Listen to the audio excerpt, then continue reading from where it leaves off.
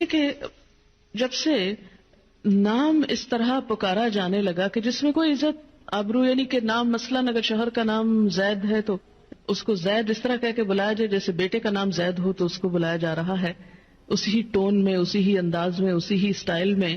تو یہ صرف نام پکارنا ہی نہیں ہے، یہ ایک رویے کا اظہار کر رہا ہے، ایک رجحان کی بات ہو رہی، ایک تعلق اور ایک انداز کی بات ہے جو ایک بلانے کے انداز سے لے کر پھر باقی سب معاملات میں ساتھ چلتی. تو اسی لیے ہماری نانیاں اور دادیاں جب کہتی تھی مننے کے ابا اور منی کے ابا اور اس کے، تو اگرچہ ہمیں بہت آکورڈ لگتا ہے وہ سب کچھ.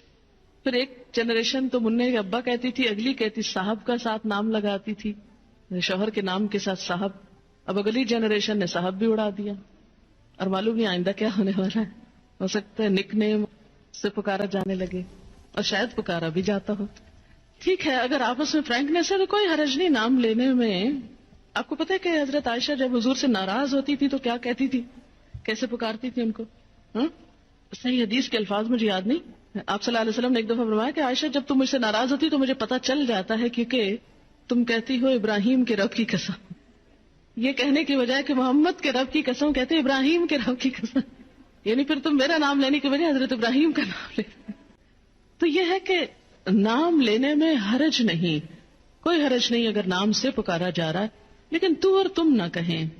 عام لوگوں کے ساتھ بھی بات کرتے ہوئے ہمارے اندر ڈیسنسی ختم ہوتی جا رہی ہے.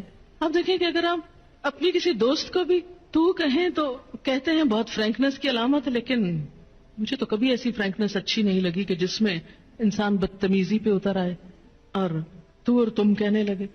جو عزت آپ میں ہے اور ہمارے کلچر کا بھی ایک تھوڑا سا حصہ ہے کہ اس میں لفظ جہاں انگریزی میں تو یو ہی ہے ایک ہی بیچارہ، لیکن اردو میں الحمدللہ رچ ہے اردو اس سینس میں، تو بھی ہے، تم بھی ہے، آپ بھی ہے.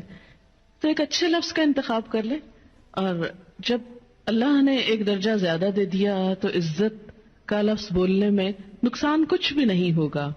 جواب میں آپ بھی عزت پائیں گے، کیونکہ جب آپ کسی کو تم کہہ کے بلائیں گے تو پھر دوسرے کو بھی تم کا موقع دے رہے ہیں. پنجابی میں بھی ہے ایک لفظ، ایک تو ہے اور ایک تسی ہے. تو اس میں یہ ہے کہ یہ چیز بظاہر یوں لگ رہا ہے یا ہو سکتا ہے آپ کو بہت ناگوار لگ رہی ہو اور آپ سوچ رہے ہو کہ ہمیں بیکورڈ بنایا جا رہا ہے، لیکن مجھے کبھی ایسے ماڈرن بننے میں کوئی خوبصورتی نظر نہیں آتی کہ جس میں گستاخی شامل ہو جائے.